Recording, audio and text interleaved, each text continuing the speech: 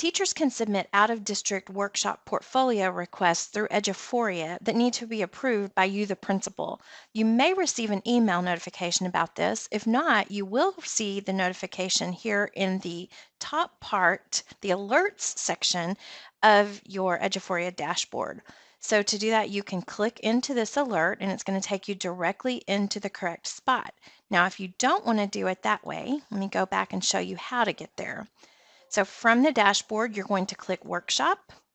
And on the Workshop screen, you're going to see several tabs. If you have Principal access, you'll need to click into the Principal tab to do this. And then you're going to go into Credit Item Requests. Once you do that, you'll see all of the requests that have been submitted. What you'll do is click into the first one. You can see all of the information that the teacher has submitted, and if you do approve this, you click the green Approve button. If you don't, you click Deny Credit.